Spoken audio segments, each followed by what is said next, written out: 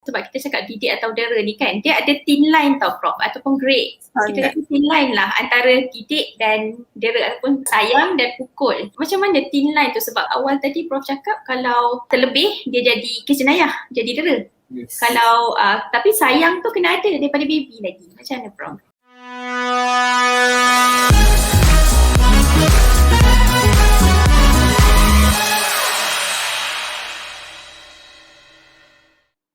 Assalamualaikum warahmatullahi wabarakatuh dan salam sejahtera. Saya Amirah Muhammad Fauzi, host Insight anda pada hari ini. Salam, sayangi dan lindungi anak Malaysia. Kanak-kanak adalah merupakan aset kepada sesebuah negara. Perkembangan dan pembelaan hak mereka pada hari ini penting untuk memastikan kelangsungan tamadun manusia khususnya di negara kita supaya terus kekal dan berdaya saing. Salam adalah merupakan salah satu inisiatif yang dibawa untuk pembinaan suasana dan budaya yang sihat bagi pertumbuhan holistik kanak-kanak di Malaysia. Justeru, kita bersama dalam Insight untuk mengetengahkan figura-figura kanak-kanak di Malaysia untuk mencetuskan inspirasi positif bagi membangunkan dan membela kanak-kanak.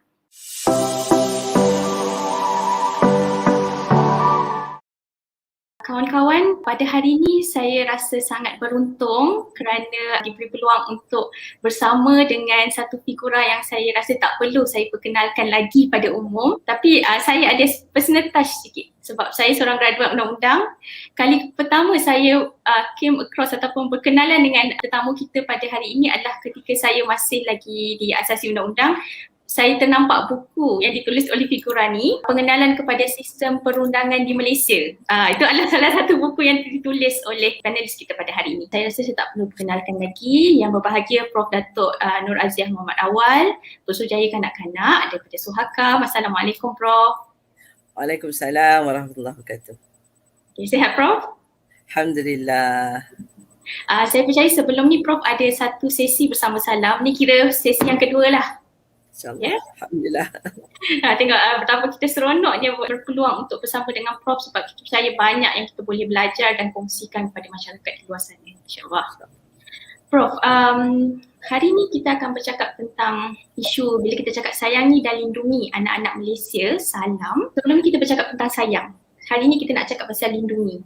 Dan kemudian kita, mungkin sebab saya pun graduate undang-undang, saya seorang peguam. So bila kita cakap pasal kanak-kanak, terus teringat section 2 Akta Kanak-Kanak. Cakap kanak-kanak in general secara umumnya adalah yang berusia 18 tahun ke bawah. Dan 18 tahun ni maksudnya ada bayi, ada anak kecil dan ada remaja. Jadi macam mana bila kita kata sayang anak tangan-tangankan, adakah dia membawa kepada sayang tu, tangan-tangankan tu didik atau dera? Jadi untuk sayang dan lindungi anak-anak ni, macam mana bentuk didikan yang perlu kepada, macam saya cakap tadi, 3 segmen. 3 segmen, kalau saya boleh pecahkan tadi lah, bayi, baby, kemudian golongan kanak-kanak, anak kecil dan remaja. Prof, silakan. Terima kasih. Sebenarnya kita ni dari segi anak-anak seperti yang sebutlah tadi kan, anak-anak ni kalau ikut Akta Kanak-Kanak tu yang berumur di bawah 18 tahun. Dan anak-anak ni tak termasuk yang dalam perut belum lagi. So bila dia lahir saja, daripada umur hari lahir dia tu sampai birthday dia ke 18 tahun, dia kanak-kanak. Dan tentunya kerana perbezaan umur dan dari segi fizikalnya itu, cara kita mendidik anak ini memang berbeza mengikut umur dan sebagainya. Dan kita tahu orang Melayu lah yang menggunakan pepatah yang mengatakan sayang anak tangan-tangankan. Dia ada bulan itu, sayang isteri tinggal-tinggalkan, dia kata sayang anak tangan-tangankan. Hari ini kalau tinggalkan isteri dia jadi taklik lah. Sekejap lagi tak bayar nafkah, isteri boleh menuntut cerai. Dan kalau anak pula, kalau sayang anak itu kata tangan-tangankan, kalau kita kena bezakan ya, apa yang kita sebut sebagai tangan ni, kita nak pukul anak, dia boleh jatuh ke tahap mendera. Dan kalau berlaku kecederaan, tentulah ibu dan bapa itu boleh dikenakan tindakan undang kerana mencederakan kanak-kanak. Jadi kita nak kena kaji balik kenapa pepatah tersebut diadakan. dan sama ada ia masih relevan digunakan sampai hari ini. Jadi kalau kita nak lihat dari segi didikan anak, nak sayang anak ni, saya merasakan nalurinya sebagai ibu dan sebagai bapa, kita memang sayang anak kita. Bagi pasangan yang baru berkahwin, mereka ni memang semua orang yang berkahwin nakkan anak, nakkan zuriat. Dan pengalaman hamil atau mengandung anak pertama ni adalah pengalaman yang takkan sama bagi semua wanita. Pengalaman yang akan kita simpan dalam kenangan hidup kita sampai bila-bila. Dan akhirnya juga yang berakhir dengan kelahiran anak itu. Ada yang melalui proses sakit salin yang lama, kemudian yang ada juga yang terpaksa dibedah dan sebagainya. Jadi bagi saya, kasih sayang itu lahir daripada percintaan atau kasih sayang suami isteri itu yang kita turunkan sebagai janin, dan kemudian kita gendong anak itu selama 9 bulan, 42 minggu biasanya orang ada yang terlahir awal. Tapi proses itulah yang sangat penting, rasa kasih sayang kita kepada anak kita tu. Dan kalau ada orang yang melalui proses kehamilan yang getir, ada orang dia tak perasan sebab kita ni itu emosi kita. Kalau kita sering menangis, sering bersusah hati masa kita hamil tu, dia pergi kepada anak kita. Dia anak itu akan rasa. Dan saya juga mendapati bahawa ada kes-kes macam anak-anak yang dilahirkan kemudian ditinggalkan di hospital kan, anak itu mungkin tak sataraf, ada masalah dan sebagainya. Dan kita dapati, saya dimaklumkan oleh rakan-rakan yang bertugas, dia kata anak ni, baby ni, sebab tu kita bedung dia kan, sebab dia suka keluarkan tangan dia. Kalau dia dalam nursery tempat dia letakkan tu, dia suka tangan dia keluar, dan bila dia nampak orang lalu, dia nampak bayang. Masa tu dia belum boleh fokus lagi, dia mahu orang ambil dia dan dakap dia akan rasa selamat, dia rasa macam dia dalam perut mak dia lagi. Tapi kanak-kanak yang babies yang dalam tempat tu, habis 3 hari sebab nurse tak ramai dan sibuk hari ketiga tu dia dah tak keluar dah, tangan dia dah tak. Maknanya dia tahu kalau dia buat bising ke, dia menangis ke, dia keluarkan tangan dia, tak ada orang akan ambil dia. Itu bayangkan, dia dah tahu dah. Dia tidak dikasihi. Sebab tu kita bila anak menangis, kita angkat terus letak dekat dada kita topok dia begitu. Dan dia rasa, dan dia tenang, dia terus berhenti menangis. Itu dia rasa selamat. Dia tahu orang ini takkan melakukan sesuatu yang boleh mencederakan dia. Jadi itu pengajaran pertama. Bagi saya, kita melahirkan rasa kasih sayang dengan perbuatan. Dan dia juga takkan dia akan menangis tanpa berhenti. Kalau kita tak ambil tadi tu, dia mungkin ada juga kanak-kanak sebab dia tak sihat, kita dukung pun, kita letakkan dia ke dada, dia masih menangis. Dan kita kena fikir apa sebenarnya anak ni nak sampaikan pada kita. So sebab dia tak boleh bercakap masa baby tu, dan bagaimana nak didik. Sebab tu kadang-kadang saya ingat jugalah mak saya selalu pesan masa saya beranak kecil, dia akan cakap dukung-dukung lah selalu, nanti dia sangat seronok, dia akan buat apa-apa sikit dia nangis, minta kita dukung. Lama-lama kita pun tak terlarat nak dukung dia sepanjang masa. Jadi macam mana kita nak didik dia bahawa dia hanya menangis dan kita akan dukung sekejap untuk dia rasa selesa, dan kemudian letakkan dia semula di tempat tidurnya, dan dia tak perlu menangis kecuali dia lapar dan sebagainya. Itu semua insting, dan itu dah mula didikkan kepada anak-anak pada masa dia kecil. Bagi saya pula ialah kita kena ingat juga bahawa anak ni dia ada fikiran dia faham apa yang kita sebut. Jadi tak perlulah mak cakap apa, kadang-kadang ibu ni suka cakap pelat, dia suka cakap lo nak manjakan anak. Tak perlu. Kita dengan anak cakap secara biasa. Saya masa saya hamil suka bercakap dengan anak dalam kandungan. Sebab itu kita digalakkan baca Al-Quran. Kadang-kadang kita bercerita seperti kita bercerita dengan seorang yang faham. Dia lock in apa yang kita cakap tu sebenarnya dalam memori, kad memori dia. Dan bila dia makin dewasa, makin dia dah lahir, dia membesar, kita bercerita dengan dia, okay, now dah makan, mami dah bagi susu, sekarang tidur, okay, you need your sleep untuk membesar. Kita terangkan kepada dia supaya dia mendapat banyak ilmu semasa dia membesar. Dan anak-anak pada usia misalnya dia dah 3 tahun, dia dah faham kalau dia buat perangai tertentu, dia mungkin kena marah. Kena marah ni maknanya dia kena tegur, jangan buat begitu. Nak makan kena basuh tangan, duduk kat meja betul-betul, and then ambil makanan, suap makanan tu kalau dia pakai sudu ke, pastikan tak bertabur dan sebagainya. Jadi bagi kita mendidik itu seolah-olah dia seorang anak yang boleh memahami. Memang dia boleh faham. Dan kalau kita buat sekali, 2 kali, dia akan nak kata, okay, mami tak suka makanan ni, tak boleh bertabur kat tepi. Kalau bertabur kita ambil, jangan membazir dan sebagainya. Biasakan bercakap dan dia akan faham. Dan akhirnya, dia mendapat didikan itu secara normal. Bukan dengan, apa ni? Yang inilah masalahnya. Ramai, saya tak nafikan, ramai ibu-ibu kadang-kadang tak dapat menahan dia punya emosi. Emosi itu terus segera dilaksanakan dengan tangannya. Ya. Saya tahu masa saya kecil-kecil pun biasalah juga kita panggil semut api kalau kita misbehave. Tetapi yang saya ingat, saya hanya kena semut api itu kalau ada tetamu datang ke rumah dan saya pergi duduk, orang kata tersedai-sedai kat tepi, orang-orang dewasa sedang berbual. Lepas tu mak saya akan hantar semut api tu secara perlahan. Orang tak nampak pun kita kena semut api tu.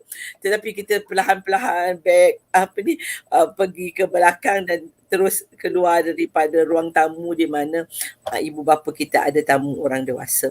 Tapi itu zaman yang berbeza, ya, zaman di mana kalau dulu anak-anak kalau ada tetamu, anak-anak tak boleh langsung duduk di ruang tamu.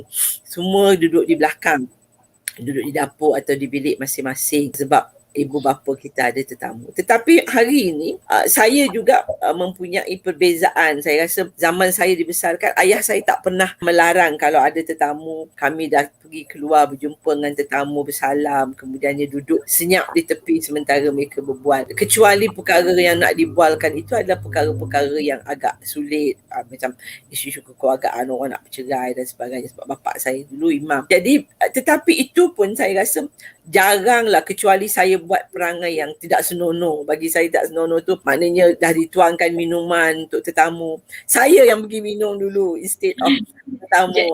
Ayah tu memang kena lah. Jadi maksudnya didikan tu daripada bayi. Lepas tu setiap stage macam saya cakap tadi kan, bayi, lepas tu kanak-kanak, lepas tu Prof tak masuk lagi bab dewasa tu didikan tu belum masa kecil itu lagi kita sudah tahu bahawa sebab itu bila macam musim hari raya misalnya kan, kita biasa pergi ke rumah saudara mara. Arwah ayah saya dulu bawa lah pergi rumah makcik, pergi rumah jiran yang kita dapat, ya. Sebab mak saya bangsa yang masa dia anak kecil dia tak suka bawa anak pergi rumah orang sebab dia rasa dia malu, dia takut anak misbehave ataupun dia kata tak naklah. Nenek dulu dia cerita dengan anak saya, nenek tak pernah bawa anak pergi kenduri ke rumah orang, tak pergi beraya sebab dia rasa nanti anak terpecahkan pinggan mangkuk orang dan sebagainya. Tapi arwah ayah saya suka pergi bawa kami. Tapi kita diajar bagaimana nak behave. Behave tu adalah didikan yang memang perlu datang dari rumah. Dan kita akan tahu bahawa kalau ayah kita pandang dan matanya naik sedikit pun, alamak, we have misbehave. Kita dah tidak mengikut adab yang sepatutnya. Itu saya rasa adalah sesuatu yang sangat penting kita tanam pada anak-anak kita hari ni. Sebab yang itu kadang-kadang saya pun pada usia sekarang ni dah jadi nenek, bila saya dapati ada yang bawa anak ke rumah saya, datang melawat saya, anak-anak murid dan sebagainya, kadang-kadang dia tak boleh kontrol anak dia. Saya pun kata Allahu Akbar, nasib baik bukan cucu saya. Tetapi kalaulah kita tegur, saya kata jangan buat ni ya, sebab ini bahaya. Misalnya dia main kat sudu garpu ataupun dia melompat atas cushion, kita takut dia jatuh, nanti terpecah kepala. Yang itu perlu teguran, ya. Prof, bila cakap pasal tadi, Prof cakap pasal ada perkataan kontrol, maksud teguh. Saya rasa saya nak tanya soalan seterusnya sebab kita cakap didik atau dera ni kan, dia ada thin line tau Prof ataupun grade. Kita kata thin line lah antara didik dan dera ataupun sayang dan pukul. So macam mana thin line tu, sebab awal tadi Prof cakap kalau terlebih dia jadi kejenayah, jadi dera. Yes. Kalau tapi sayang tu kena ada daripada baby lagi. Macam mana Prof? Saya sebenarnya kan, saya lah personally tidak percaya kepada cubit, tak percaya kepada pukul ya, tampal. Bagi saya anak-anak ini sangat mudah dididik dengan teguran.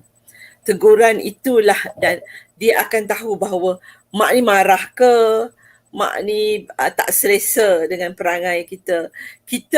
Anak itu anak kita yang besarkan dia. Jadi biasa berkomunikasi dengan anak. Menerangkan kepada anak semua perkara itu sangat penting supaya anak boleh tahu bahawa kita sedang mendidik dia. Jadi kalau tidak, kita akan anak tu tak tahu apa sebenarnya yang sedang berlaku. Dan saya merasakan bahawa kita perlu daripada kita cubit dia. Cubit tu jangan main-main, dia sangat bahaya sebab dia boleh ada bekas darah dan sebagainya. So itu saya rasa perkara yang perlu kita selalu ingat. Saya memang sayang anak tangan-tangankan ni, I don't believe in it, sebab bagi saya perkara yang terbaik ialah berkomunikasi dengan anak itu. Jadi kalau kita daripada dia kecil lagi, kita dah biasakan komunikasi itu, jadi kita tak perlu dah nak guna kekerasan as such. Yeah? Tapi Prof, saya baca sikit ya, ini satu berita pada 8 Julai 2021, maksudnya tahun ni Prof. Kita ada 2040 kes dera kanak-kanak daripada Januari sehingga ini dilaporkan oleh KKM sendiri sehingga April. Daripada Januari sehingga April tahun ni kita ada 2040 kes dera kanak-kanak. So Prof, kita ada undang-undang, kita ada Akta Kanak-Kanak yang dibaca bersama kanun kesiasaan. Kita ada Seksyen 31, 32, 33, ada hukuman terhadap pelaku yang mendera. Saya tak cakap pada yang mendera ni ibu bapa saja ya.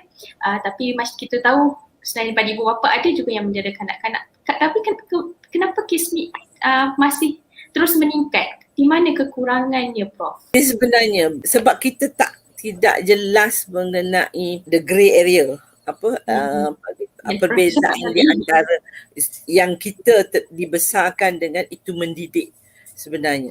Sebab itu saya rasa saya tidak selesa dengan penggunaan tangan ataupun cubit, lempang, pukul kaki dia, apa pun ya, ada orang gunakan rotan ya. Bagi saya yang pertama ialah melihat anak itu sendiri, umur anak itu dan tahap kefahaman dia. Dan kita juga tak boleh daripada kecil tu kita biarkan, kita tidak buat peneguran, tidak membetulkan keadaan. Jadi bila kita tak buat tu daripada kecil, bila dia misalnya umur 5 tahun kita terus nak rotan, tak boleh.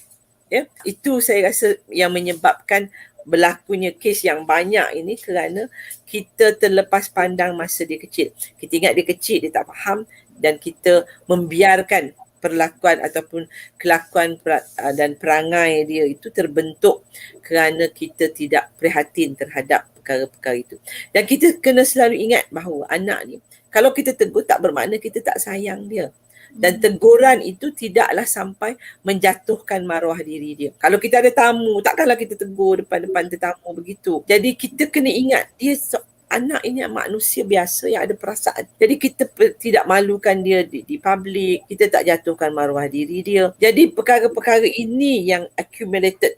Dan kalau kita tengok statistik ya, terutamanya sekarang masa PKP ni, kerana tekanan-tekanan yang menyebabkan ibu bapa kadang-kadang tidak dapat mengawal diri. Kita selalu ingatkan diri kita, kalau boleh semua ibu bapa ya, kurangkan penggunaan tangan ni lah ya, tangan-tangan kena kurangkan. Sebab bila kita gagal mengawal emosi, kita tahu syaitan ada di mana-mana, dan itulah masanya dia masuk merasuk fikiran kita, dan kita tak ingat betapa kuatnya tamparan kita itu.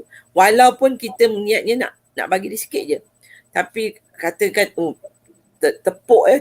tepuk begini, nak kata jangan buat begini. Tetapi sebenarnya tepukkan itu, kita tak perasan kita punya energi, tenaga yang kita keluarkan untuk kemudiannya tertepuk kuat. Tertepuk kuat itu boleh mencederakan. Kalau dia masih kecil, masih bayi, itu saya rasa mencederakan dan memang boleh tindakan diambil. Kita kena ingat kalau dalam takrifan apa yang dimaksudkan dengan cedera tu, ada parut, ada bekas. Kalau dah lebam tu, itu cedera. Maknanya ada pendarahan dalaman yang berlaku. Sebab itu kalau kita tengok pada kanak-kanak, kalaulah ibu atau bapanya atau sesiapa saja suka cubit tu ada lebam-lebam. Yang itu yang doktor cek bahawa anak ini ada banyak parut, ada banyak lebam-lebam, bermakna anak ini didera oleh ibu atau bapa. Prof, kalau bercakap tentang dera ni kan, kita tahu yang kita ada NGO yang kita kata sebagai pelindung kepada anak-anak kat Malaysia ni. Prof pun daripada pihak Suruhanjaya kanak-kanak pun ada link dengan NGO-NGO. Mungkin Prof boleh bagi tahu kita mana NGO daripada masyarakat umum, tapi NGO ni kita nampak lebih ke hadapan. Mungkin ada NGO di Malaysia yang menjadi pelindung pada kanak-kanak ni dalam pengetahuan Prof? Buat masa ni pelindung adalah pegawai kebajikan masyarakat yang dilantik di bawah Akta Kanak-Kanak. Mereka ni dilantik di bawah, saya ingat bawah one of the section di bawah Akta Kanak-Kanak, dan mereka ini memang diwartakan sebagai pelindung. Dan pegawai pelindung ni tugas utama dia lah melindungi kanak-kanak yang dan menjaga kebajikan kanak-kanak. Jadi apabila misalnya ada satu kes penderaan berlaku, kita misalnya jiran ke sesiapa pun ataupun ibu bapa tu sendiri bawa anak ke hospital. Sebaik saja doktor buat pemeriksaan dan doktor suspek bahawa anak ini didera, maka doktor akan terus telefon polis dan maklumkan kepada Jabatan Kebajikan Masyarakat. Pegawai pelindung mesti datang segera. Dan tugas utamanya ialah kalau anak itu perlu dimasukkan ke hospital, dia didera dijaga di hospital dahulu sementara dia dipulihkan, ataupun kalau dia tak perlu duduk di hospital, dia dibawa ke rumah perlindungan lah. Kita memang ada rumah perlindungan di bawah Jabatan Kebajikan Masyarakat. Jadi buat masa ini NGO bukan pelindung. NGO ini ada dalam peruntukan Akta Pindaan 2016, kita ada yang kita panggil penolong pelindung. Penolong pelindung boleh dari NGO. Jadi NGO kena mohon kepada menteri untuk dia disedaraikan sebagai penolong pelindung. Tetapi dalam kebanyakan masa, bila berlaku penderaan terhadap kanak-kanak dan bila NGO ini di telefon, biasanya mereka juga akan hubungi pegawai pelindung dan juga polis dan sama-sama pergi selamatkan kanak-kanak dahulu. Dan kalau rumah perlindungan mereka adalah rumah yang boleh menjaga kanak-kanak tersebut, maka mereka boleh letakkan anak itu dengan mereka, dengan NGO, dan dipantau oleh Jabatan Kebajikan Masyarakat, oleh pegawai pelindung sendiri. Boleh. Dan buat masa ni tak ada lagi yang saya tahu, NGO bukanlah pegawai pelindung tetapi penolong pelindung boleh dilantik. Terima kasih Prof, sebab ramai orang ingat apa-apa berlaku cari NGO dulu, tapi sebenarnya mereka adalah penolong pelindung. Masyarakat kena faham, cari JKM dulu, cari pelindung yang apa ni, kita nak betulkan salah faham masyarakat kan. Alright Prof, saya rasa masa kita sekejap tapi sangat penuh dan padat. Saya nak lagi ada masa bersama dengan Prof. Sebelum kita wrap, mungkin secara ringkas dan padat, satu take home message yang berkaitan dengan pelindungan pada kanak-kanak ni Prof boleh kongsikan. Ringkas dan padat Prof. Okey, sebenarnya kanak-kanak ni kerana dia kanak-kanak, dia perlukan perlindungan dan kita perlu pastikan kanak-kanak sentiasa berada dalam keadaan selamat dan sebagai ibu bapa terutamanya dan juga pengasuh ataupun siapa-siapalah yang ahli masyarakat perlu memberi perhatian kepada perlindungan dan juga penjagaan kanak-kanak. Saya selalu menggunakan pepatah-pepatih daripada Negeri Sembilan, dia kata beranak seorang menjaga beramai. Jadi kita perlu menjadi ahli masyarakat yang mana kita sama-sama melindungi, menyayangi kanak-kanak kerana dia adalah kumpulan yang memerlukan perlindungan dan penjagaan yang baik. Jadi kalau kita memastikan anak-anak kita selamat, anak-anak kita hidup dalam keadaan sejahtera dan sihat, maka dia akan menjadi pemimpin masa depan kita yang lebih cemerlang di masa akan datang, insya-Allah. Alhamdulillah, terima kasih banyak Prof untuk betul-betul insight ni tentang kita cakap tentang sayang anak tangan-tangan kan. Terima kasih lagi sekali Prof untuk masa dan perkongsian hari ini. Harapnya pada akan datang bolehlah bersama dengan kita lagi ya. InsyaAllah. Jadi jemput datang, tak ada masalah. Alhamdulillah. Okey, semoga perkongsian hari ini memberikan cetusan inspirasi positif kepada kita dalam sayangi dan lindungi anak-anak Malaysia. Salam, Assalamualaikum. Salam. Bersama membina masyarakat.